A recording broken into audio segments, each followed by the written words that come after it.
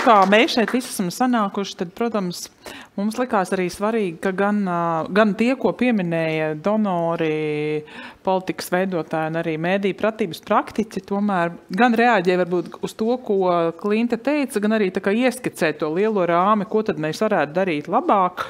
Es laikam aiziešu te nostāšos, un tāpēc man ir prieks, ka šodien mums pievienojas sarunā Zane Vāgnere, valsts sekretāra vietniece no kultūras ministrijas. Tu droši kurš pirmais nāk, tu var izvēlēties jebkuru sēdvietu. Ilve Skulte, studiju programmas vadītāja Rīgas Stradiņu universitātē. Nacionālo elektronisko plašsaziņas līdzekļu padomu pārstāv šodien Māra Madara Lūse. Es atvainojos. Viss tālāk braukušais šodien ir Kultūras institūta New East dibinātājs un vadītājs Jorens Dobkevičs. Tāpat kopā ar mums šodien ir Britu padomes Latvijas pārstāvniecības vadītāja Zana Matesoviča. Un ASV vēstniecība Rīgā pārstāv Inga Grīnfelde, preses, digitālo mēdīju un mēdīju pratības speciāliste. Labdien! Liels paldies, ka esat mums pievienojušies. Un tas, kas man bija tāds, protams, es klausījos Klintas to pētījumu un tas brīdis, kur viņa teica, secināja, ka ļoti atšķirīga izpratne par to, vai mūsu projekti ir ilgspējīgi vai nav. Man liekas, vispār raksturoja kopumā tādu mūsu attieksmi par daudzām lietām, kā mēs uz to paskatāmies, jo no vienas puses bija cilvēki, kas teica, kam viss likās ļoti ilgspējīgs foršs, un otri teica, kā es sapratu, ka pat paši savu darbu tā kā nokritizēja un teica, ka īsti es nezinu, vai es ko šeit jēdzīgu daru vai nedaru, un tāpēc varbūt tā iesākumā es gribētu varbūt sāksim varbūt no otrā, nevis no tā lielā politikas gala, bet no to praktiķu gala, kur tā kā es gribētu tad skatīties Jorēnu un arī Ilvu, kas ir akadēmiķi, bet tomēr arī darbojas drusciņi arī tajā apmācību sadaļā. Es jums gribētu jautāt, Klinta iezīmēja šīs tādas problēmas par viens bija šī vispār jebkādu aktivitāšu efektivitāte un tās mērīšana, un otrs tas, kur bija tas varbūt tāds, nezinu, lielākā kritika mums visiem, ka ļoti maz ir to projektu, kuri tā kā ir uz to pārmaiņām vērsti vai pārmaiņu ieviešanu.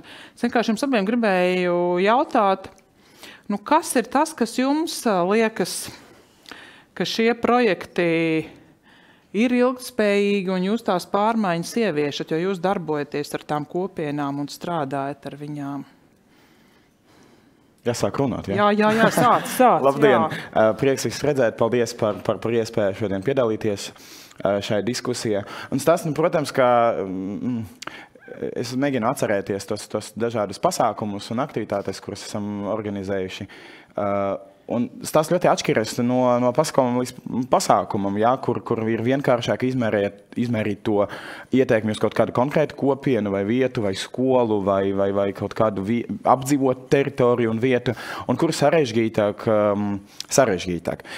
Varbūt mazliet ieskicējuši par to, ko mēs esam darījuši un darām mediju prātības joma.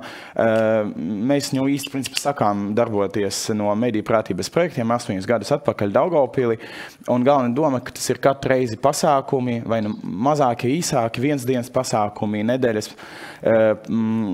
gari pasākumi vai tādi dažu mēnešu vai gadu ilgstošie, bet galvenā doma, ka tur ir daļa aptuveni 40% tādā teoretiska lieta, un tālāk ir praktiskas lietas, kuras viņai var pielietot jaunas iegūtas zināšanas caur žurnalistiku, caur datu verifikāciju, caur kaut kādu kopienu līdzdalības veicināšanu un tā tālāk.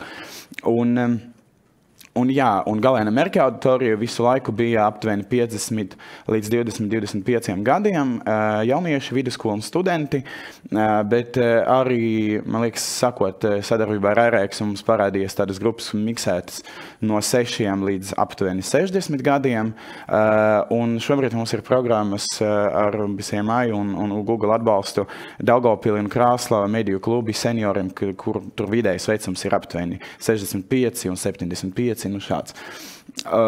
Un ejam uz to, ka lielākoties tie mūsu pasākumi ir ilgtermiņa, kur mums ir vai nu, nezinu, tur 10-8 tikšanas, kur viņi tiekas un tā kopiena veidojas, un pēc tam ir atbalsta mehānismi, kā mēs varam veicināt to viņu dziļāku, interesi par dziļāku izzināšanu kaut kādus konkrētus jautājumos un strādāt ar viņiem vai nu no otras puses, piemēram, strādāt ar jauniešiem, veidot programmas tādas pirmā liela kaut kāda konference, un tad viņi paši veido dažu mēnešu garuma savas kopienas aktivitātes un mēģina iesaistīt citus.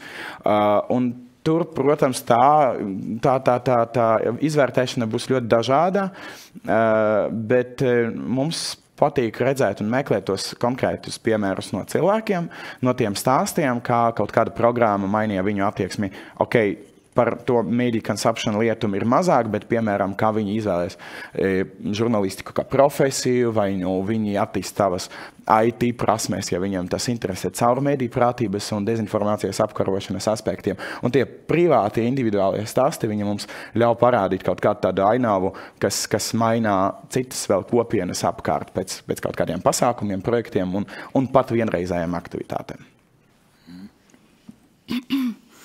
Nākot no akadēmijas, es savukārt gribētu droši vien pārstāvēt to izteikt kritisko spārnu, bet galvenokārt nevis varbūt pievēršoties tieši atsevišķu projektu kritikai, bet tam kontekstam, kurā šie projekti rodas. Jo, manuprāt, attiecībā uz medijpratību kopumā šo konceptu, kurš ir tik ļoti daudzveidīgs un arī mainīgs, mums būtu patiesībā runājot par ilgtspēju visu laiku jāvelk līdz ar pirkstu, ka mediji mainās, ne tikai mainās tās aktuālās problēmas, kas iznāk mūsu dienas kārtībā virspusē, kā piemēram šogad mākslīgais intelekts, kas nav nekas jauns, bet šogad visi par viņu runā un bez tā nevar neviens pasākums iztikt. Bet, jā, galvenokārt es teiktu, ka problēma ar ilgtspēju ir tāda, ka mēs neredzam visu bildi kopumā, šo te mežu kopumā, un līdz ar to mēs patiesībā varētu to visu salīdzināt, graužam tādu ābola miziņu, nevis riktīgi iegraužamies pašā ābolā. Un, lai iegraustos tajā ābolā, mums būtu jāuzstāda sev jautājumu, un to vienā mūsu tagad starptautiskā pētījumā, Media Delcom pētījumā, mēs arī pamēģinām izdarīt tādā drīzāk meta līmenī. Būtu jāpajautā, kas tad vispār ir medijpratība un ko no tā mēs varbūt vispār nekad neesam aizskāruši mūsu projektos, mūsu arī augstskolas vai skolas mācību programmās. Un tad patiešām parādās, ka ir ļoti daudz tādu lietu, un patiesībā lauks ir, es teiktu, drīzāk tā sporādiski noklāts. Un kāpēc man šķiet, ka par to būtu būtiski runāt arī ilgtspējas kontekstā?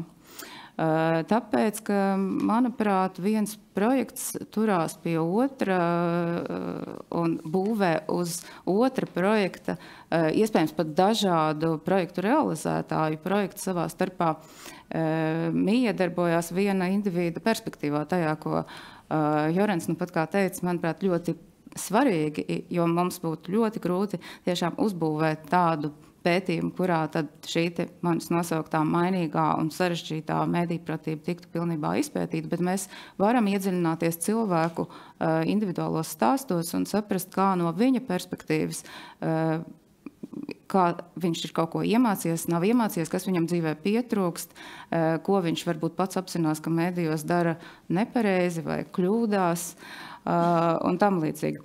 Tā kā man šķiet, būtu jāskatās, kā sāķējās kopā šie dažādie projekti un kā viena projekta ilgtspēja varbūt pagarina pavisam cits projekts. Un otrkārt, paldies par jautājumu kolēģiem no Latvijas universitātes. Es arī domāju, ka lielā mērā šeit īstenībā mums būtu jādomā arī par dažādiem stakeholderiem, tā saucamiem, respektīvi, kā sadarbojās savā starpā dažādiem projektu realizētāji, dažādie pēc to formas un žanra, tā varētu teikt. Tā skaitā tādi, kur varbūt vairāk specializējās pētījumos un tādi, kur absolūti nespecializējās pētījumos. Galvenokārt domājot par cilvēkiem un organizācijām, kas strādā uz vietas. Respektīvi, cik lielā mērā mēs joprojām turpinam importēt vai eksportēt kaut kādas zināšanas no centriem, no Eiropas uz Latviju, no Rīgas uz laukiem, ja tā varētu teikt, un cik lielā mērā patiesībā tie cilvēki, kas gribētu iesaistīties šajā laukā, jūtas visu laiku uzrunāti un iesaistās patiešām, es teiktu. Ņūīsti ir labs piemērs, bet mums, manuprāt, nav ļoti daudz tādu piemēru.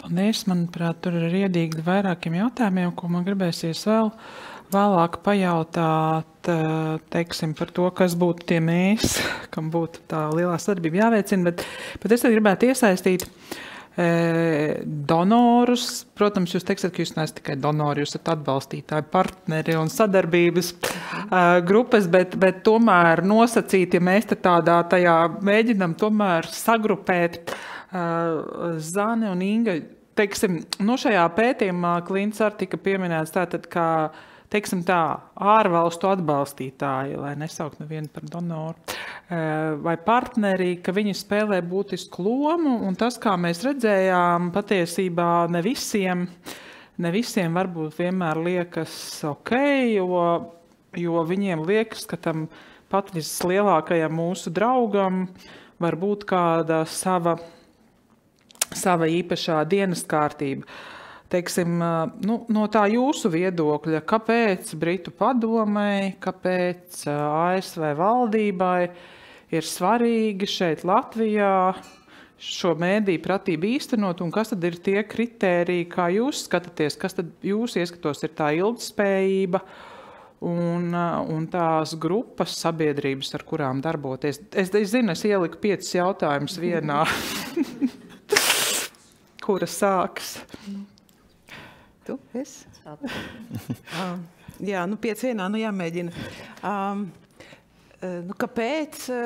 Tādā īsa atbilde būtu tāpēc, ka mēs visi esam vienā laivā, jā, un nevajag izlikties, ka mēs neesam, mēs esam vienā laivā, un lielā mērā tas savstarpējais valsts atbalsts dažādos jautājumos notiek, un mediju pratība, kāpēc, lai būtu kaut kāds izņēmums, ja valsts vienotru atbalsta, tad arī šis ir viens no veidiem, kā sadarboties un atbalstīt. Man nepatīk tiešām, ka mūs sauc par donoriem, es nezinu, Inga, kā tev, bet ne īpaši, jā, tāpēc, ka tas tā ļoti vēsi, tas tā atnāk iedevu, nezinu, kam iedevu aizgāja, asins donori, ja. Mēs tiešām ļoti, ļoti rūpīgi strādājam ar vietējām kopienām, un tā Britu padomes specifika iespējams ir tajā, ka mēs ļoti rūpīgi izvēlamies, kas būs tie mūsu partneri, tāpēc, ka tas, ko Skultas kundze pieminēja, ir svarīgi, ka projektus un aktivitātes realizē pēc iespējas tuvāk tām mērķa auditorijām, kurās šīs aktivitātes ir nepieciešamas. Un tāpēc mēs ļoti nopietni meklējam tā saucamos durvju atvērējus, tos, kas ir ceļš uz kopienu, ceļš uz cilvēkiem. Un tāpēc ļoti svarīgi ir šos vietējos partnerus uzrunāt, ieraudzīt. Un kāpēc mēs neesam donori? Tāpēc, ka mēs ar viņiem ļoti cieši strādājam tādā veidā, ka mēs iespējojam viņus pašus kā projektu veidotājus ar kaut kādām zināšanām, tikai ar naudu, bet arī ar kaut kādām idejām. Ja? Tā pašā laikā ļaujot viņiem diezgan patstāvīgi strādāt, un man liekas, ka vismaz Britu padomes projektos mums nav tā, ka brauc ārzemju eksperti un kādam māca kaut ko darīt un dzīvot, jo principā jau tā zināšanas un pieredze mediju pratībā ir šeit uz vietas, un nav tā, ka mums nav šeit. Ja?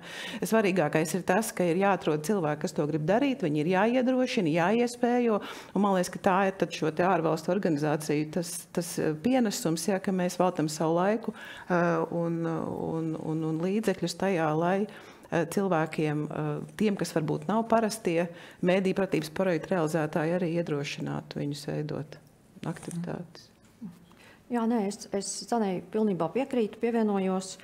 Un vēl es varu piebilst to, ka mediju pratību var skatīt arī drusku plašākos kontekstos. To var skatīt arī kā finansiālo pratību, kā kritisko spriestspēju un kritisko domāšanu, kā digitālās prasmes, kā tā saucamo sabiedrības līdzdalību, tā skaitā arī politiskajos procesos.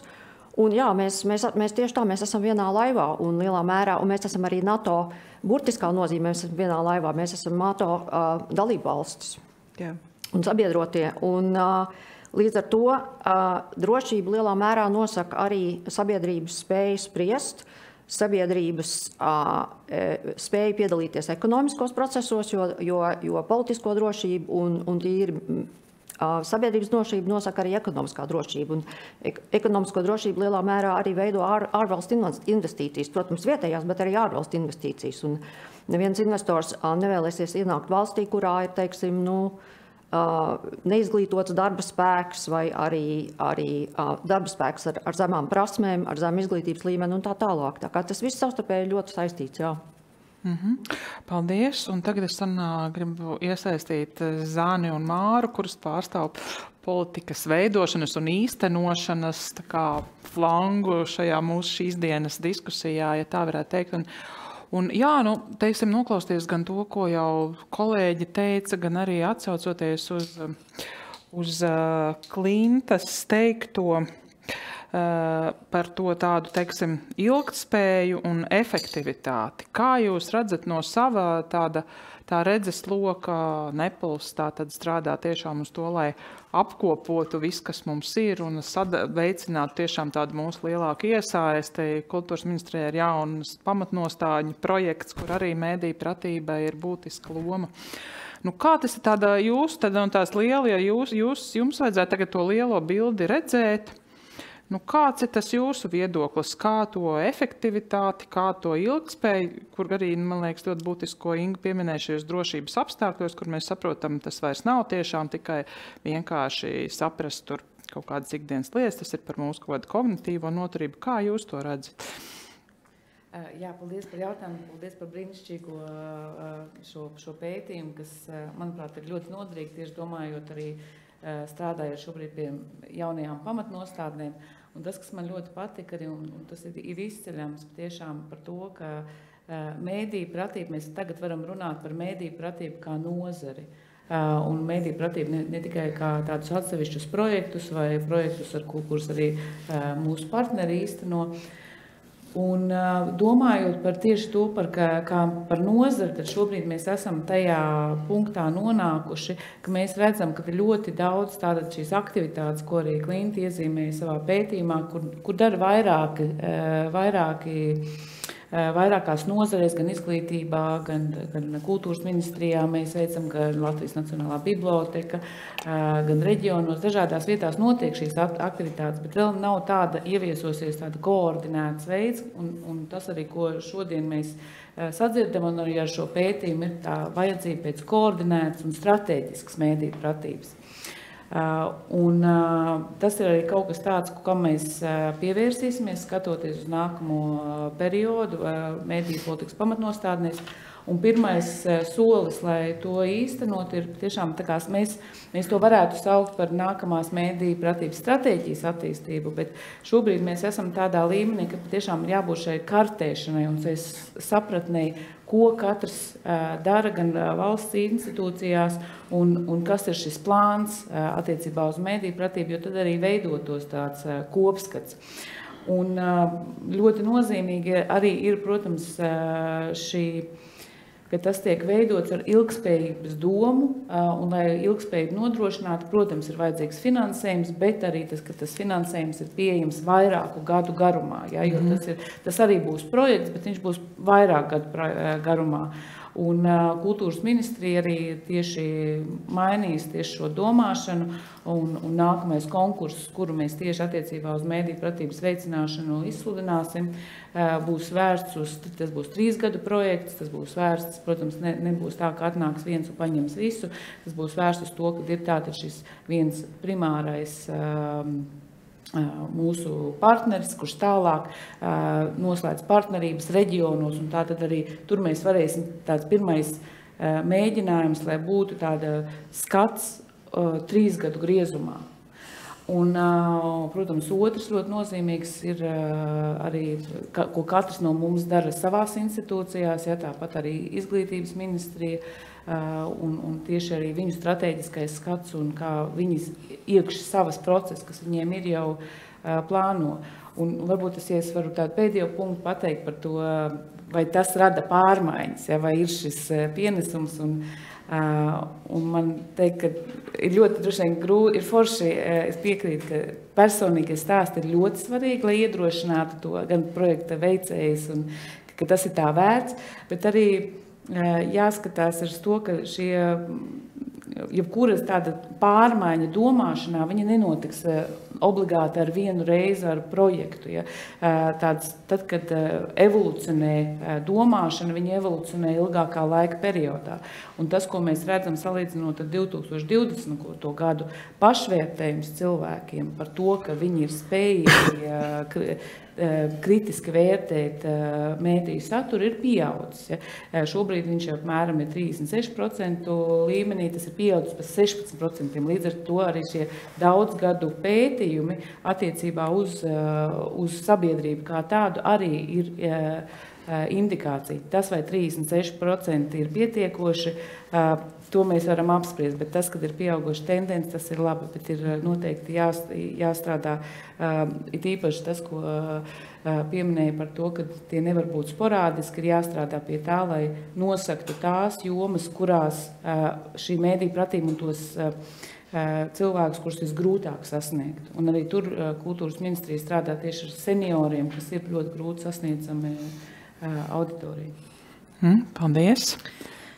Jā, varbūt es varētu paturpināt no NEPL puses. Pirmkārt, arī paldies par pasākumu rīkošanu un paldies Klintē par pētījumu. Bija tiešām ļoti interesanti klausīties.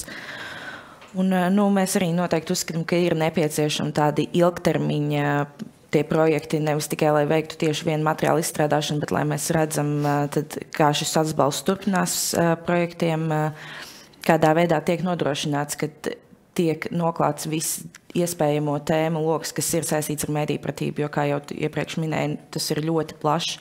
Tāpat arī ir nepieciešams, man liekas, daudz padziļinātāk katru no šiem tēmām izpētīt un iet tajās iekšā, jo katra no viņām, man liekas, attīstās arvien vairāk un vairāk, ir īpaši, piemēram, kā šobrīd arī ļoti populārais mākslīgais intelekts. Mēs arī nepieciešamību tomēr šos visus materiālus savest kopā un nodrošināt to ilgtermiņu un ilgtspējību. Tas bija viens arī no mūsu mediju pratības datubāzes mērķiem, lai tad būtu šie materiāli pieejami vienā vietā un lai viņi nepazustu. Tāpatās, lai arī notiktu tā atkārtotā izmantošana, kurai mēs redzējām, arī Galintie pētījumā minēja, kad viņiem ir potenciāls tikt atkārtot izmantotiem, un lai tas tiešām notiktu, tad ir nepieciešams viņus arī atrast, lai visi mēs zinātu, kur viņi atrodas. Pārsteidz arī dati, kad ir tiešām nepieciešams piestrādāt pie šī novitātes rādītāja, kad ir jācenšas varbūt vairāk eksperimentēt ar tiem projektiem un materiāliem, kur te tiek izstrādāti. Un jā, kā nepieciešamība mēs arī noteikti redzam tādu strateģisku koordinētu mediju pratības instrumentu, kas mums ir nepieciešams, jo tiešām šie materiāli, lai tiktu noskaidrot, kāda tiešām ir tā katra partnera loma un, lai nepārklājas tas. Jā. Paldies. Varbūt apstāsimies pie tās novitātes, jo, manuprāt, tas tiešām tie rezultāti, lai gan beigās tur gan bija piebildes, ka nav nepieciešams visiem projektiem būt ar izcilu novitāti, noderīgi ir arī rutīnas projekti. Ja? Tā kā, bet, protams, man arī tas, tomēr mēs esam iesaistīti dažādos projektos, un jāsaka, nav jau, es nezinu, nevienam praktiķi un īstenotāji, kurš labprāt 5 gadus braukt ar vienu to pašu projektu, viņam vienkārši ir pašam garlaicīgi. Un tas, ko arī jau runātāji minēja, otrs fakts ir tas, ka visu laiku tiešām tā vida mainās, un mēs nevar 5 gadus braukt ar vienu to pašu projektu, jo visu laiku ir kaut kas cits, ir citi dezinformācijas piemēri, ir AI un tā tālāk. Bet tomēr, teiksim, par to novitāti, tad, kā mēs to vispār, kā mēs to varam definēt, kas tad tas ir, uz ko mēs skatāmies. Jo viens, protams, tad tā būtu labi no šī pētījuma sanāca, ka tā tad mums ir seniori ļoti maz uzrunāti, tad tagad mums novitāte būs senioros, vai tagad mēs visu uz AI. Kā mēs tomēr nepadarot to novitāti par tādu tā kā formālu lietu, tomēr katrā tajā projektā to ieliekam. Nu, es varētu sākt no šī gala un tad... Par novitāti. Nu, jautājums arī, novitāte, kāda novitāte ir? Es atceros, bija kaut kāda konference, viena no pirmām Daugavpili par mediju rīkoja viena tāda liela starptautiska organizācija, bibliotekāriem un skolu darbiniekiem, kas strādās ar mediju jomu skolās. Un tur bija fantastiski interesanta lekcija par to, kas strādāt ar Facebooku un kā ar jauniešiem runāt par mediju ar Facebooku izstrādāts. Mātiet, tas bija kādus gadus 7 atpakaļ, un tur sēdēja tas tantiņas, izskatījās diezgan aktīvas sarunas un klausīšanas režīma bija ļoti ieinteresētas. Bet, kad pēc kādām 4-5 stundām tā lektore pajautāja, vai ir jautājumi, stāstot 6-5 stundas par Facebooku, visaktīvāk dāma pacēls un pajautāja, kas ir Facebooks. Ja, un tā novitāte tiem starptautiskiem partneriem bija par to, kā runāt un strādāt ar jauniešiem caur Facebooku, un veicināt to mediju prātības izzināšanu un attīstību. Bet no otras puses tiem cilvēkiem, kas reāli, kā bija domāts, kā viņi strādās ar tiem jauniešiem, viņam novitāte bija vispār Facebooks. Ja, un jautājums par to, kā mēs viņu to definējam no vienas puses. No mūsu pieredzes, mums principā, cik tā mēs mēģinājām saprast, aptuveni 90% no visiem mediju prātības projektiem ir unikāli un uz vienu programmu, projektu veidot saturu speciāli, vai metodiskais materiāls, vai tur spēle, vai tur uzdevumi un tālāk un tālāk, jo viņš arī novec pa pusgadu, pa 1 gadu. Un, tā ir tā kapacitāte, ka veidot 60-80 programmas gadā, kā mums jāuztur tos metodikus, kas visu laiku veido un raža to saturu un iesaist tos cilvēkus, bet no otras puses mēs nevaram viņu izmantot vairāk kārt, arī cilvēku dēļ, jo tīpaši, ja mēs strādājam Latgale, tādēļ tikai ejot uz to, ka mēs rīkojam pasākumus vēl piemēram Šauļos, Viļņā, Narva, Tartu, un tad viņi tad vēl tulkojas un izmantojas paralēli citas valstīs, bet tur arī tā novitāte ir ļoti dažāds, jo ļoti dažāds līmenis ir arī mazākuma tautību, piemēram, jauniešiem gan Igaunija, gan Latvija. No otras puses, piemēram, ko es pieminētu par vienotu sistēmu ar metodiskiem materiāliem, skan ļoti labi, bet jautājums par kapacitāti. Mēs, piemēram, viņu izmantot, lai meklētu, ko citi dara, ja, un kas jauns parādās, ko var izmantot, kas sadarbības partnerus tā tālāk. Bet no otras puses mūsu kapacitāte, piemēram, mēs diez vai liktu metodiskus materiālus par mūsu projektiem tādus, lai viņus varētu izmantot kāds cits, jo tā ir cita kapacitāte. Viena lieta organizēt kaut kādu programmu un novadīt viņu iekšā ar mūsu cilvēkiem, ar mūsu ekspertiem, moderatoriem un kuratoriem, bet otra lieta ir sagatavot viņu šādi, lai kāds cits viņu varētu izmantot. Un vai tas strādās, liels jautājums. Un, tā novitāte viņa atšķiras arī, protams, pēc tematiem, jo 5-7 gadus atpakaļ rīkojot tiem pašiem vidusskolniem kursus un seminārus un darbnīcas, tur bija vispār basic tāds līmenis, un vispār, kas ir mediju prātība, kā verificēt kaut kādas, kā vispār eksistē attēli, kas ir generēti neīstas bildes un tā tālāk, bet šobrīd, piemēram, mēs gatavojam pavasari tai pašai mērķa auditorijai, Media Labu, bet par to, kas strādā mediju prātībā Metaspace, kā jau dziļāk un ar tiem NFT lietām, kā tur iekšā iet. Un citi jautājumi jau rodas, un tas rada mums to pozitīvu piemēru, ka tā pieprasījums pēc tematiem viņš pa 5, 7, 8 gadiem ir tik strauji mainījies, ka ar tādām basic lietām vispār jau nepietiek, un kā ejam uz citu auditoriju. Tu lieliski viss pateici. Paldies. Īstenībā, principā, ko es varu tikai pateikt īsāk to, ko pateica jau Jorans, jo man arī liekas, ka svarīgākais šobrīd jau, cik mēs jau strādājam ilgi ar šo jautājumu, 8 gadus, ir zināt savu mērķa auditoriju, uz ko mēs ejam. Un tiklīdz tu saproti, kas būs tas, kam tu šo projektu veido, tad arī tālāk izkristalizējas tās novitāte, un tieši tā, kā Jorans teica, katrai mērķa grupai tā būs pavisam cita.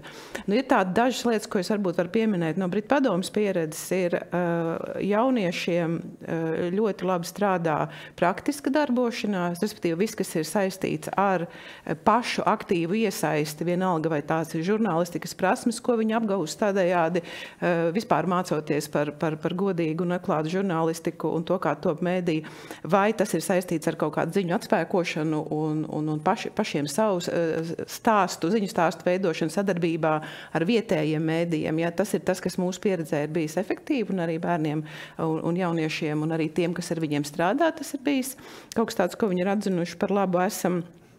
Un otra lieta ir atkal, teiksim, ja mēs runājam par pedagogu auditoriju un par skolu. Protams, skola ir brīnišķīga vieta, kur var satikt dažādas paaudzes. Ja, tur mēs satiekam skolēnus, skolotājus, arī vecākus dažkārt. Ja, bet, protams, skola nav vienīgā vieta un uz skolu nevajadzētu likt milzīgu spiedienu.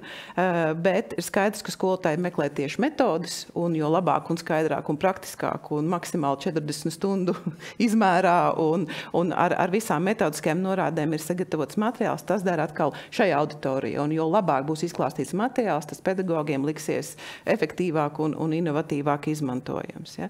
Tā kā tas tiešām ir ļoti, ļoti saistīts ar mērķa auditoriju. Plus vēl viena lieta, man liekas, ka mēdīpratība jau šobrīd tas ir stāsts par iespēju ļaut satikties dažādām sabiedrības grupām, dažādiem cilvēkiem un ļaut viņiem diskutēt un runāt un spriest. Respektīvi, mēdīpratība viena burbuļa ietvaros nebūs tik efektīva kā mēdīpratība, kurā ļaujam satikties dažādiem burbuļiem un ieraudzīt pretējos viedokļus, jo tad mēs aizējam jau tālāk šajā sabiedrības saliedētības aspektā un tajā, cik daudz mēs pārējos redzam kā ienaidniekus vai draugus, jo mēs jau tagad ļoti labi zinām, ir jau pētījumi, kas ir pierādījušie, ka cilvēks var dalīties arī ar viltus ziņām, pat ja viņš labi zina, ka tās ir viltu ziņas, bet tās ir ziņas, kas patiesībā saka kaut ko tādu, kam viņš tic vai atbalsta, vai nu, teiksim, ja tas ir runa par kaut kādām politiskām partijām vai tām līdzīgi.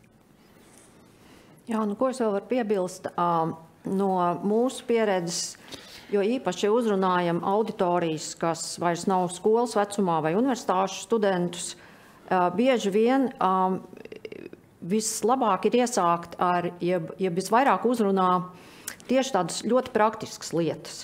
Nu, es minēšu vienu tādu diezgan klasisku piemēru. Piemēram, vidēji vecuma auditorija bija ļoti ieinteresēta, kad mēs viņiem mēģinājām, iedevām sludinājumu, pilnīgi reālu sludinājumu no tā paša SSLV, un kurš bija par lietots automašīnas sludinājums, un lūdzām viņus izvērtēt, vai šis sludinājums viņus uzrunāt, ja uzrunāt, tad kāpēc, un vai viņuprāt šis sludinājums ir patiess. Nu, tā doma bija apmēram sekojoša, vai 10 gadus vecu mašīnu, kuru sludina ar 10 000 kilometru nobraukumu un pārdod par 5 000 eiro, vai tas ir realistisks piedāvājums. Respektīvi, ko es gribu pateikt, ir tas, ka sākot ar cilvēkiem runāt, varbūt vislabākais veids, kā viņus sasniegt, ir uzrunāt viņus tajās jomās, kas viņus tieši interesē un skar ikdienas lietās. Un tad mēs varam sākt būvēt šo te sarunu jau uz vispārīgākām tēmām, tādām kā dezinformācija, mēdīpratība un tā tālāk. Bet es pilnībā piekrītu arī tam, ko teica Zane un Jorens. Jā, nu mums šogad pirmo reizi tiks veikts tāds visaptvarošs medijpratības pētījums par medijpratības līmeni sabiedrībā. 2022. gadā Klintas vadītā medijpratības ekspertu darba grupa izstrādāja mums šī pētījuma metodoloģija, kas sastāv no 2 daļām, kvantitatīvā un kvalitatīvā daļa. Un tad, jā, šogad mums ir plānots šo pētījumu veikt, un es domāju, ka attiecīgi izjūt no tā pētījuma rezultātiem mums būs daudz skaidrāk, pirmām kārtām tāda pamata līnija, kādā vispār mūsu sabiedrība šobrīd atrodas. Tāpat tās būs iespējams identificēt tādas varbūt noturīgākās mērķa auditorijas un vecuma grupas iedzīvotājus, un arī varbūt tādas, pie kuriem tad būtu nepieciešams kuras būtu nepieciešams vairāk apmācīt, un šos projektus varbūt vērst tieši uz tajām mērķu grupām. Tāpat tās noteikti būs kaut kāda temati, kas izkristalizēsies, un skaidrāk, ka, piemēram, pie tā būs jāpiestrādā, vai tas būtu uzticība mēdījiem, iespēja atšķirt sponsorētu saturu no redakcionāla satura. Tāpat tās arī mēs pagājuši gadu pagājušajā reizē veicām mediju ekspertu apmācības, kas bija arī tieši konkrēta mērķu grupa attiecībā uz cilvēkiem, kas strādā medijos un principā rada šo saturu. Tas bija 8 apmācību kurs, un pēc šī apmācību kursa mēs arī saņēmām ļoti labas atsauksmes to medijiem un vēlmi vēlreiz šādu projektu īstenot, bet es domāju, kad ir jākoncentrējas uz vairāk varbūt tādām specifiskām mērķu grupām, ja ir runa tieši par kādu konkrētu projektu izstrādi, jo mēs redzējām, ka tas tomēr tajā strādā.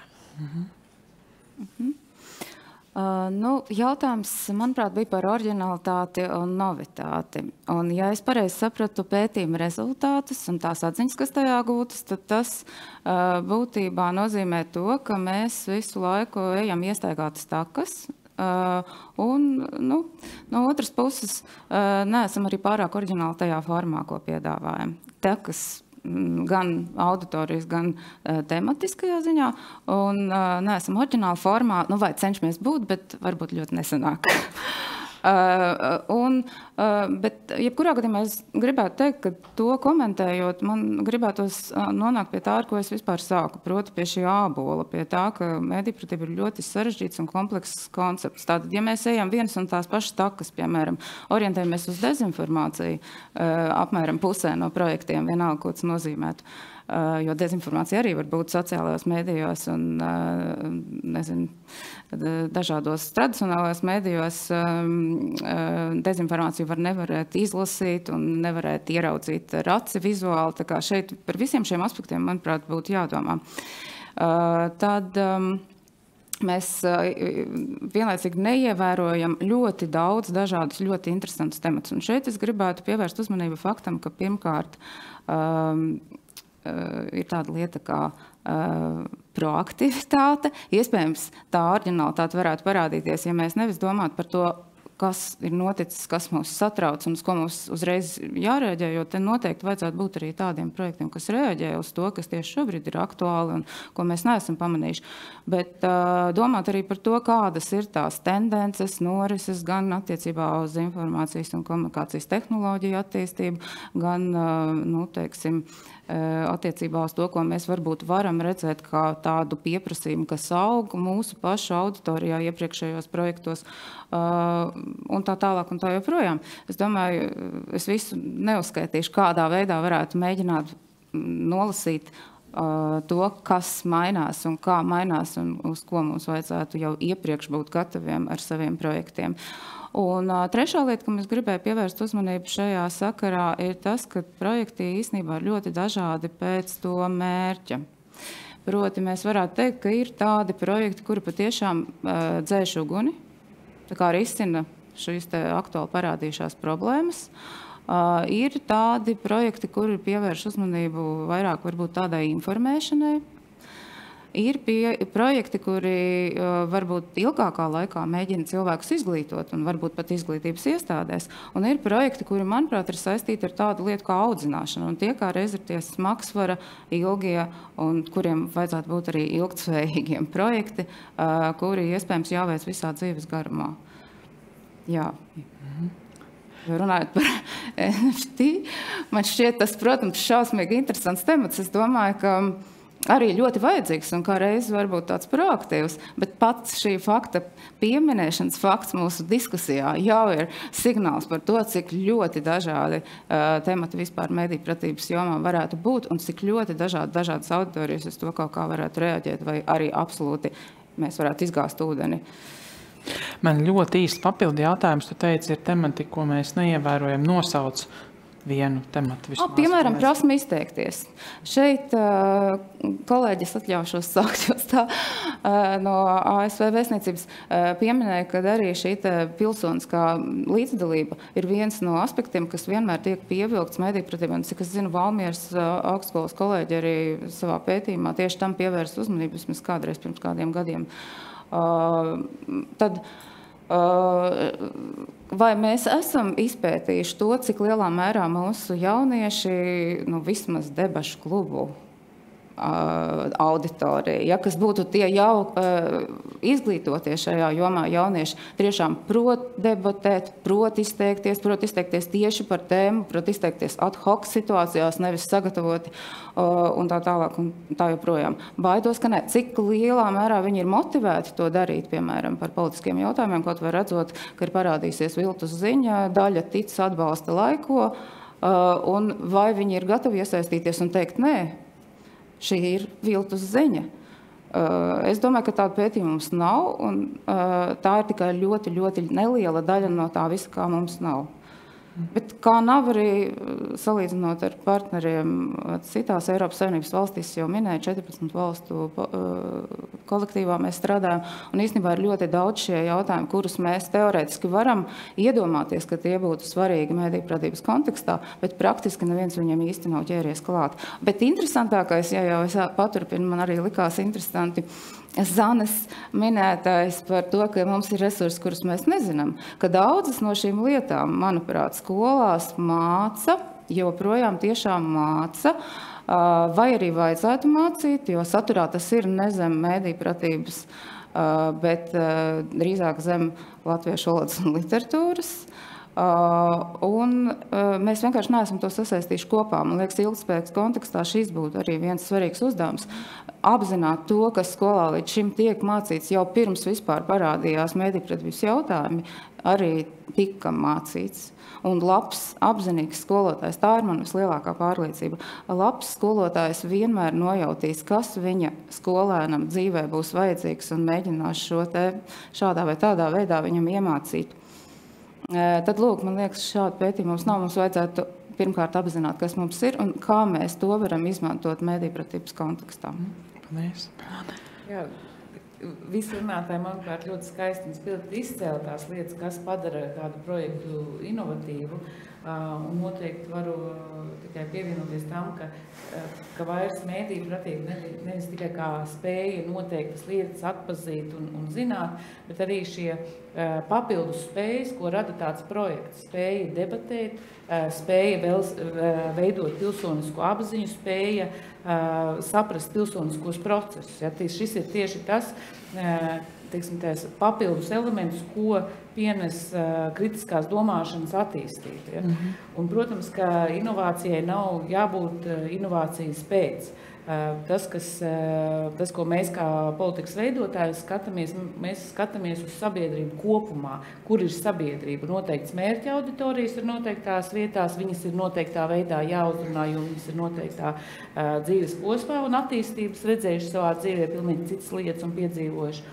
Bet tajā pašā laikā, ko mēs, piemēram, redzam, ir tas, ka šīs, varbūt arī auditorija to ļoti bieži sastopās šodien, ka redz, ka cilvēki, piemēram, arī ne tikai Latvijā, bet šī tendence mazāk lasīt.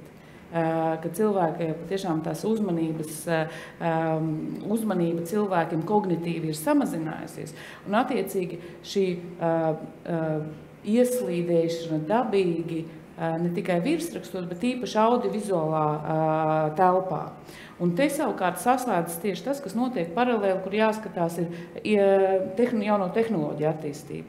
Un jauno tehnoloģiju attīstībā pat ja mums ir, piemēram, tur ir tehnoloģijas, kas strādā uz tekstu, patiesībā visbīstamākais un, teiksim, tāds medijpratības fokusā būtu jābūt tam tieši vizuālajiem, ņemot vērā to, kā sabiedrības tendences patērēt informāciju mainās. Un šeit patiešām ir šis mākslīgā intelekta attīstības rīki, kas šo teiksim, vizuālo materiālu veido daudz ātrāk. Un tieši teiksim, tas ir tas arī, ko mums ir jāsāk domāt gan par priekšrocībām, ko tas dod, gan par izaicinājumiem.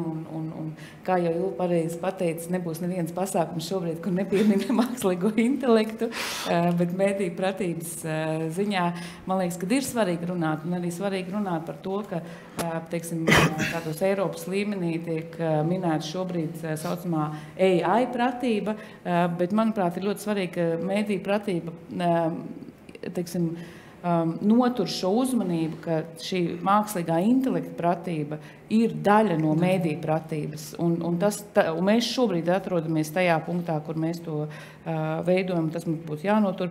Un arī mēs kopā ar Latvijas Nacionālo biblioteku arī šogad veidojam tādu semināru ciklu, kas būs vērsts tieši uz mākslīgo intelektu un mēdīju pratību. Un, jā, tā kā mēs arī mēģinam strādāt līdzi gan tam, kā sabiedrība attīstās viņa paradumi, gan kā tehnoloģijas attīstās, gan arī cenšoties, teiksim, radīt šo drošo telpu. Jā, man liekas, tas mēdīju pratības lielais, no vienas puses veiks, no otras puses milzīgais izaicinājums, ka šeit ir tāda nepārtraukta mainība un nepieciešama pielāgoties un paplašināt ar vienu. Bet es domāju, ir laiks tomēr iesaistīt auditoriju, mums auditorija arī ļoti zinoša un arī ļoti iesaistīta. Un Kaspars Rūklis jau pirms kāda laika gribēja izteikties, tagad tev ir vārds. Paldies, Gunta. Sveiciens visiem. Paldies par interesanto diskusiju. Es tomēr gribētu mazliet pavisam īsi turpināt jautājumu par inovācijām. Man ir tāda sajūta, ka es esmu medijpratības tehniķu diskusijā, kur mēs runājam vairāk par formātiem, mērķa auditorijām un tā. Bet varbūt es varu palūgt, vismaz dažiem no diskusijas dalībniekiem arī nosaukt varbūt kādu vēl tematisko aspektu, kurš būtu svarīgs mediju pratības jomā. AI vai mākslīgais intelekts visu laiku tiek pieminēts, tas ir skaidrs, to mēs saprotam, to mēs darām un darīsim. Bet varbūt jums ir vēl kādas idejas, kādā veidā, teiksim, šo te mediju pratības programmas, visas dažādas, kas mums ir attīstīt mazliet tālāk. Es nosaukšu 4 piemērus, kas man liekas ļoti labi. Daži no tiem jau ir īstenot Latvijā. Pirmais ir mediju pratība un psiholoģija vai kognitīvie aspekti, ko Vidzemes augstskola tagad ir jau attīstījusi un interesējās par to, un respektīvi vairāk domāt par to, nevis kā tur ražot to saturu un tā, bet kā mēs to uztveram, tīri mūsu psiholoģijas īpatnību dēļ. Mārtiņš, tāpēc arī piedalījās konferencē, viņš var paturpināt. Tad otrs piemērs būtu ļoti aktuālais saistībā ar Krievijas karu Ukrainā, ko mana organizācija AIREX izveidoja, kas bija mācību materiāls par to, kā atpazīt Krievijas dezinformāciju un kā tā atšķirās dažādās auditorijās Krievijā pašā iekšienē, rietumu valstīs un Ukrainā attiecīgi. Ja mūsuprāt bija ļoti aktuāli tajā brīdī par to runāt un ļaut cilvēkiem saprast, un manuprāt Latvijā pēc tā viss, kas tagad publiskā telpā tiek runāts, arī būtu ļoti vērtīgi uz to paskatīties. Tad trešais, kas arī, manuprāt, tūlīt būs ārkārtīgi aktuāls saistībā ar Eiropas parlamentu vēlēšanām, ir mediju pratība un vēlēšanas, vai mēs šim aspektam vispār pievēršam uzmanību Latvijā un par to runājam, jo ārkārtīgi daudz no tā, kas uzvarēs un kādi būs punkti, ir atkarīgs no tā, ko cilvēki izlasīs mediju pasaulē. Ja? Man liekas, ka mums nav šobrīd tādu programmu, kas par to runātu. Un pēdējais, kas ļoti aktuāls manai organizācijai starptautiski šobrīd ir tā saucamā gendered disinformation, ja? Respektīvi visa dezinformācija, kas ir saistīta tieši ar dzimumu stereotipiem. Ja? Varbūt jums ir vēl kādas labas idejas, kas varētu izskanēt šajā pasākumā par to, ko tieši no satura tāda tematiskā viedokļa vajadzētu varbūt apskatīt. Paldies! Kurš gatavs atbildēt? Man ir ko pateikt, drīkst? Jā. Arī pieminot tām iepriekšējām stāstām, mēs sapratam, kā ejot uz to ilgtermiņa stāstu, tā medijprātība kļūst par tādu diezgan izmērām lietu, kā digitāla prasme, AI prasme un tā tālāk, kur var saprast, ka cilvēks ir iemācījies kaut kādas pamatlietas un viņas var izvērtēt. Bet svarīgāka un sarežģītāka un nezinu, vai vispār izmēram lieta ir tā kritiska domašana, kas skar to pilsoniskumu, kas skar to spēju uztvērt informāciju un pasauli un sadzīvot tajā. Un tā kritiskas domāšanas attīstība, īpaši mēs runājam, piemēram, par Latgalī, vai mēs runājam par austrumu teritorijām, pierobežu teritorijām, Igauniju vai arī Lietuva. Tas par to, kā palīdzēt to tajā dekoloniālajā aspekta, to kritisko domu attīstīt. Un, ka piemērs, strādājot ar pieaugušiem un senioriem, mēs bieži vien tik tehniski par medijprātību un ziņu analīzi nevaram runāt, jo viņi ir tik politizēti un viņi tur strīdas par saturu, par to stāstu. Ja, tur bieži vien ir tālu tai analītikai, teksta un propagandas apkarošanai, bet mēs varam mācīt, kā uzdot jautājumus un attīstīt uz šo pusi caur citam lietam. Piemēram, mums ir programma Conversation Art un Forum teātri, kur caur laikmetīgo mākslu piemēram, seniori diskutē par Filipa Raunsēpa laikmetīgām izstādēm un kontroversiālām tādām debatēm par šādām lietām. Un viņiem tur parādās tie dažādi stāsti, dažādi aspekti, kur viņi mēģina savu to kritisku domu radīt, veidot, atstāstīt un tā tālāk. Un vai nu, piemēram, mums bija pasākums pagājušā gada beigās par Harkivu un Daugavpili, kā sadarbības pilsētām, kā viņiem tur gāja pirms kara, kā gāja kara laika un kāda līdzīgi procesi notiek Daugavpili. Un tur arī bija Forum teātris, kur cilvēki bija tik no polāriem burbuliem, kur viņi nāca un stāstīja, ka, ja mums būs diskusija un saruna, viņš papīri dabūs. Ja? Tad kā oponents. Bet galā es skatos, ka viņi, tur tāds liela logi, un es skatos, ka viņi tur ataino kaut kādu etīdi, macoties būt tādiem iecietīgākiem un vispār sarunāties, un viņi ataino kaut kādu etīdi. Ļoti prokriviska dama, kur visu zina, un ļoti tāds par Latviju noskaņots džeks, un viņi sarunais, viņi dara kaut kādu citu lietu, bet kopumā, kad mēs sakām visu laiku stāstīt un domājam iepriekš par to metodoloģiju, tas par to kritisko domāšanu, ka mēs varam pamanīt citu viedokli, mēs varam saklausīt citu viedokli, atrast savus argumentus tam viedoklim, un tas arī ir tas par to mediju-prātību, par digitālām lietām un visādām lietām, bet tā kritiskā domāšana ir ārkārtīgi svarīga, un kultūra un laikmetīga māksla bieži vien palīdz veidot šo saikni un saturu ne tik politiskajā kontekstā, iesaistot grupas, kas nav gatavas sarunai, kas nav gatavas atklātai sarunai, kas nav gatavas mācībām un apmācībām. Bieži vien mums pieaugušiem cilvēkiem ļoti trūkst mūža izglītības kultūras, un praktiski nav iespējams ļoti lielu auditoriju Latvijā iesaistīt kaut kādus pasākumus, lekcijas, apmācības un tā tālāk, ja viņam ir, nezinu, piemēram, 45, 55 gadi. Bet caur to kultūras programmas piedāvājuma iesaistīt sarunā, iesaistīt kaut kādu kritiskas domas attīstības procesā ir iespējams un ļoti, ļoti interesanti to arī skatīties, to mediju-prātības aspektu caur šo lietu. Tātad kultūra, māksla, vēl kādas idejas priekš Kaspara? Man vajadzēja tevi tā kā paķi. Kaspar, pie tā pēdējā, ko tu nosauci par dzimtes jautājumiem, mēs vēl likt klāt LGBTQ un plus, jo tie tiešām ir divi jautājumi, kurus ārkārtīgi spēcīgi izmanto gan Kremlis, gan nacionāli orientēti ļaudis, un tas būtu arī, man liekas, viena no tēmām, kuru droši vien ir vērts preparēt un skatīties dziļāk, jo ja to neapjēdz, tad tas ir diezgan liels drauds demokrātijai. Bet man ir vēl viena cita lieta par tām tēmām, ko klausoties, es iedomājos, tas droši vien būtu nenormāli dārgs projekts, bet man liekas, ka ļoti bieži cilvēki nezina to, ko viņi nezina. Un, teiksim, lai iemācītos, vai lai ieraudzītu, ka ir iespējams jēgpilni sarunāties, protams, kultūra māksla ir brīnišķīga pieredze, bet dažkārt tiešām šī pieredze ir jāpieredz. Tev ir jāpieredz tas, ka iespējams jēgpilni sarunāties, tev ir jāpieredz citas pieredzes, citas kultūras. Tāpēc man liekas, ka nekas labāks par teiksim, iespēju cilvēkiem iziet no sava burbuļa, ne tikai fiziski satiekot citu burbuļu, bet kaut kur aizbraukt, teiksim, Latgalei uz Rīgu, es nezinu, piemēram, uz Lampu aizbraukt, tiem, kas nekad tur nav bijuši, un apskatīties, kā notiek diskusijas. Aizbraukt kādā studiju vizītē, kaut kur apskatīties, satikt citus cilvēkus no citurienes un ieraudzīt sevi no malas un citā perspektīvā. Manuprāt, tas arī palīdz paplašināt ne tikai redzesloku, bet arī palīdz šai te mēdīju pratības attīstībai kopumā. Vēl kāds grib piebilst? Es labprāt piebilst.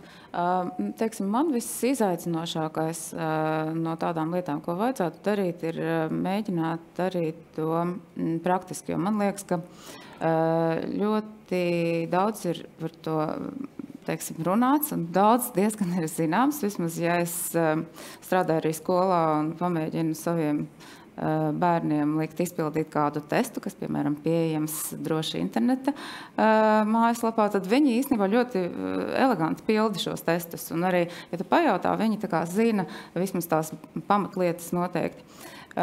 Bet tas, kas nevienmēr tā izpaužās, ir šī lietotāja ikdienas pieredze, respektīvi, ka viņš pats situācijās, kurās vajadzētu rīkoties tā, rīkojās pilnīgi otrādi. Un tad, man liekas, būtu vērts veidot tādas drīzāk simulatīvas vides, vienalga, kas tas būtu, virtuālā realitāte vai vēl kaut kas, kurās tad cilvēks patiešām lūk šo savu paša pieredzi drošā laboratorijas vidē varētu apgūt, bet jau darot lietas, nevis tikai par to runājot un tam līdzīgi. Un otra lieta, man liekas, ka ir daudz tēmas, kuras ir, man liekas, tādā mēdīpratības dienas kārtībā vismaz gadus 20. Un viena no tādām ir, piemēram, programmēšana.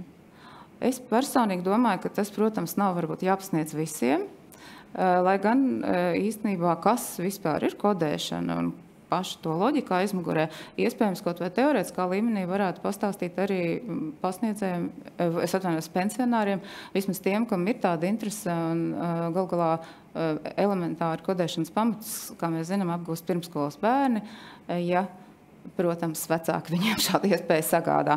Un man liekas, ka tā kā mēs mūsdienās tomēr dzīvojam digitālos mēdījos un tā loģika aizmugurē, kaut vai algoritmu loģika, būtu varbūt jāsaprot caur arī šādām darbībām, tad to nevajadzētu aizmirst un tam vajadzētu pievērst uzmanību. Labi. Vēl kādi jautājumi vai komentāri? Nav. Jūs esat izteikušies ļoti skaidri, saprotami un plaši. Es atvainojos, Gunte, es gribēju piebilst varbūt vienu lietu, atbildot, jeb neatbildot uz Kaspara jautājumu. Manuprāt, un man personīgi, ne arī mums kā organizācijai nav īsti atbildes uz šo jautājumu, kā sasniegt tās auditorijas, kuras angliski sauc par non-self-selecting audiences, respektīvi tās nav auditorijas, kas, teiksim, iet uz kultūras pasākumiem, iet uz bibliotēku, lasa, ja, bet kur tāpat ies vēlēšanās un balsos. Ja. Un kā mēs sasniegsim šos te cilvēkus? Ja kādam būtu kāds labs ieteikums, es ļoti priecātos. Es gribēju starp citu iepriekš pateikt. Man liekas, ka vēl viena tāda inovatīva pieeja būtu ģimeņu pieeja. Proti, varbūt sākt ar bērniem, bet projekts veidot tā, lai šeit obligāti būtu jāiesaista arī vecākam, varbūt vecvecākam, varbūt vispār kaut kas diskutējams tieši ģimenes lokā vai darāms. No elementāri, kādreiz bija tāda arī mākslinieca projekta, atceros, kā 2 centrāli Liepājā, kad bērns ar kameru, mūsdienās droši vien personas datu aizsardzības kontekstā to nevarētu nekā savādāk lietot, bet atrunājot to un ētiku un tā tālāk, varbūt, ka jā, var izdarīt varbūt brīnumu lietas attiecībā uz to, ko mēs saprotam vai nesaprotam par to auditoriju, ko jūs minējāt. Ja es drīkstu piebilst. Tas, ko es jau sākumā teicu, protams, tas ir, man liekas, lielākais izaicinājums visiem projektu veidotājiem, vienalga viņi kurā pozīcijā ir donora, valsts vai organizatora pusē, kādā veidā sasniegt to mērķu autoriju, ko vajadzētu sasniegt, jo tie aktīvisti jau atnāks pirmie. Un es nedomāju, ka mums arī ir skaidrs atbildes pilnībā, bet tās metodas var būt. Viena tā, ko es jau nosaucu, meklēt vietējos spēlētājus, tādus kā Jorens, un respektīvi vietējās NVO, kuriem ir piekļuvi šiem cilvēkiem, un ja viņi neuzticās rīdziniekiem, viņi uzticēsies vairāk vietējiem, tas ir viens aspekts. Otrs ir tad, kad veido šīs vadlīnijas, nolikumus, kas ir tie rāmja dokumenti, kurus tālāk izmanto tie, kas dod naudu tiem, kas to naudu tērēs. Tur noteikti ir jāatrunā, kas tad ir tās gaidas, kāda ir mērķa auditorija, ko gribētos sasniegt, un noteikti jau laicīgi ir jārunā ar projektu iesniedzējiem un pieteicējiem, kādi ir jūsu plāni, kā jūs viņus sasniegsiet, kā jūs pārliecināsieties, ka viņi atnāca, un kā jūs uzzināsiet, ka viņi kaut ko arī aiznesa mājās un kāds ir tas sausais atlikums no viss. Ja? Tie ir tie jautājumi, kurus ir svarīgi uzdot jau laicīgi vai vēl labāk palīdzēt tiem cilvēkiem, kas šos projektus īsteno, pie tiem jautājumiem nonākt. Ja? Jo man liekas, ka pats bēdīgākais ir tas, ka ir uzrakstīts skaists nolikums, tad viņu nopublicē, tad cilvēki piesakās un tad viņu rulē līdz rezultātam un nevienam īsti neinteresē, kas tur beigās sanāk. Ja, tā kā man liekas, ka tur ir ļoti svarīga tā miedarbība un nepārtraukts atbalsts tiem, kas ar šiem jautājumiem strādā. Ja, jo tā kā mēdī attīstās, viss attīstās, arī šī izpratne par to, kā sasniegt auditorijas, katru reizi ir cita un tā noteikti ir atšķirīga no projekta uz projektu. Ja es varu papildināt, ir tas, ka cilvēki, tiksim, tās kopējās vides atbildība mēdīju pratības veidošanā, ka tas ir ne tikai tāds darbība šajo projektu ietvaros, bet arī, ja mēs domājam attiecībā gan uz komercmēdījiem, gan uz sabiedriskiem mēdījiem, runāt par jautājumiem, kas skar, bet nevis tā kā projektā, kas mēdīju pratība, bet, piemēram, par ētikas jautājumiem, par nozīmi, kāda ir sabiedriska mēdīja, kāda ir atšķirība, kāda ir žurnālista nozīme. Tas arī, ja ir šajā vidē un arī, protams, ja līderi runā par šiem jautājumiem un tie ir tādi dzīvi piemēri, ka tā ir tā daļa no atbildības, ko nes arī tā pārējā vide. Lai būtu kā piemērs, dzīvais piemērs īstenojot un razdot cilvēku apziņu, ka viņi iemācās šo mēdīju pratību. Un tur arī, protams, ir arī gan politisko līderu, gan vispār sabiedrībā esošo līderu nozīme.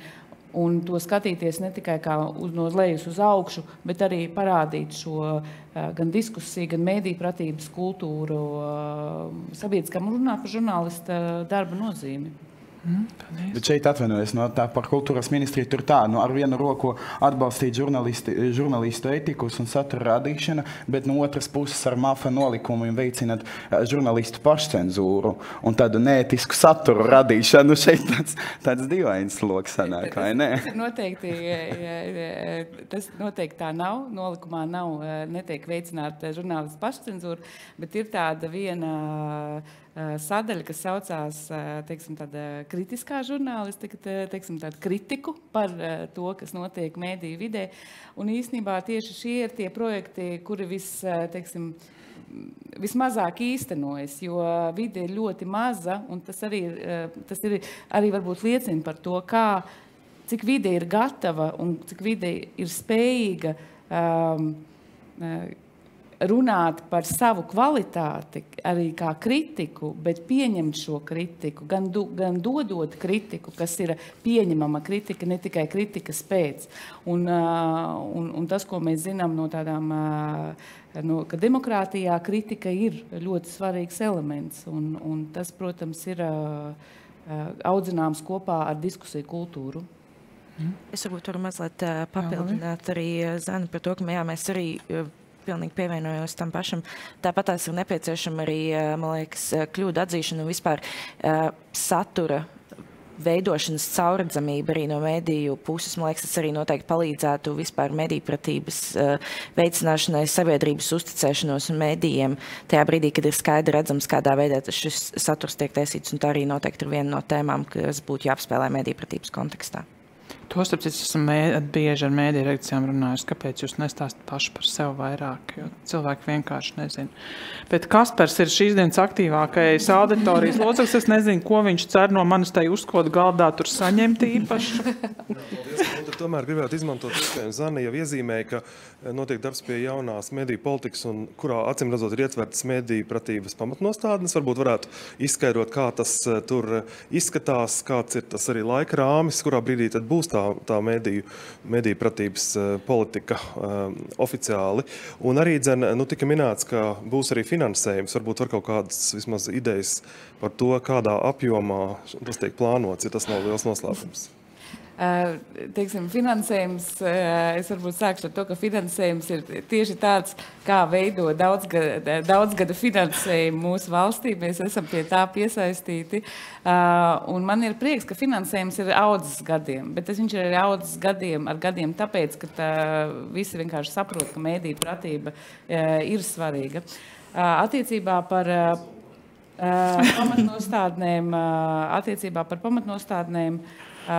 ir tas, ka mediju pratība ir šajās pamatnostādnēs kā ļoti stabils virziens, un mēs esam runājuši par to, vai to nosaukt par mediju pratības stratēģiju vai par rīcības plānu, bet noteikti mēs strādāsim pie tā, lai ir tādu lai mēs nokartējam attiecībā tīpaši uz valsts iestādēm, kas tiek darīts un kas tiek plānots, un saprast, kur ir tie tādi baltie plankumi, un arī skatīties, kā katras ministrija domā. Mums ir arī aizsardzības ministrija, arī, kas ir radījusi, teiksim, arī par jauniešiem jaunu mācību produktu, un, protams, ka neviena valsts aizsardzība neeksistē bez kritiskas domāšanas, ka jaunieši, kuri tur mācās, tā kā ir daudzi spēlētāji, dara daudz, un finansējums, protams, vienmēr varētu būt vairāk. Es tagad no galvas uzreiz jums sitienu nepateikšu, bet tas, ko es varu pateikt, ka šis 3 gadu finansējums, ilgadējais projekts uz 3 gadiem, viņš ir paredzēts uz 150 000, 50 000 gadā, un tas ir tāds, būs pirmo reizi, kad ir tāds ilgadējāks.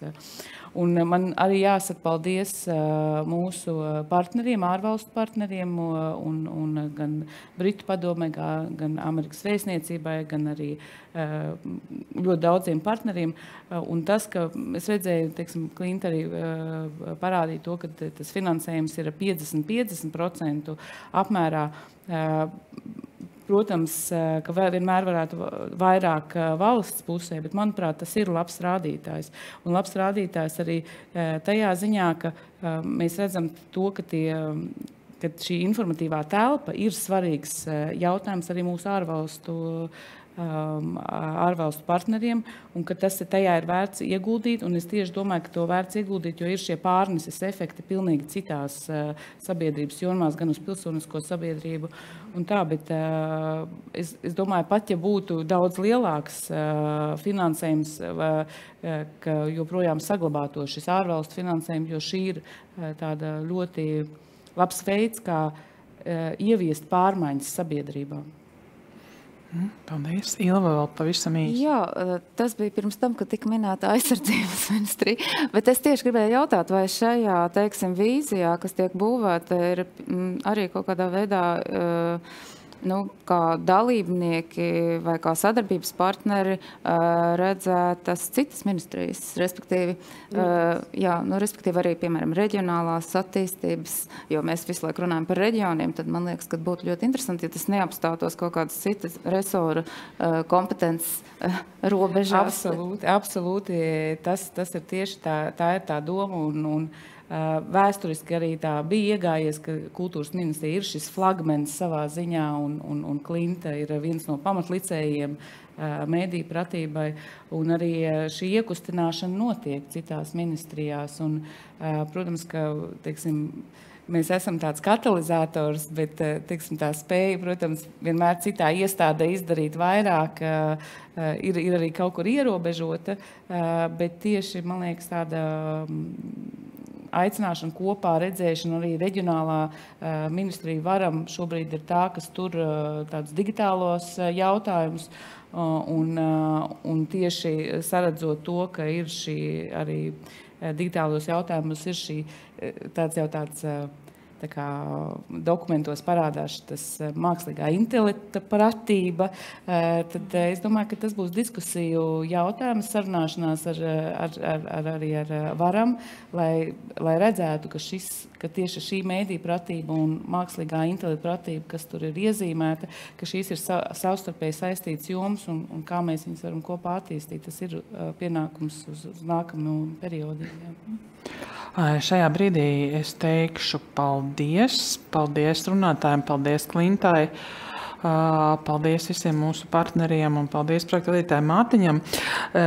Manuprāt, tas, kur, teiksim, skatoties uz šo tēmu gadu griezumā, nu jau kamēr es esmu centrā, tas, kur man gribās palikt pie tiem vārdiem, ko Zane Vāgnere teica, ka tātad šobrīd mēs skatāmies uz mediju pratību tiešām kā uz nozari, jo ja pirms kādiem 5-6 gadiem mēs satiktos, neviens tādu vārdu nelietot. Un kaut arī varbūt mēs neesam uz to tikuši vēl ļoti tālu, bet tiešām, ka mēs sākam uz to skatīties, ka mums ir vajadzīga šī stratēģija un ka ministrija ir gatava to rakstīt. No vienas puses mēs varam teikt papīrs, bet, manuprāt, tiešām ir tā kā būtiskas lietas izdarīts par šiem gadiem. Par to man ir prieks.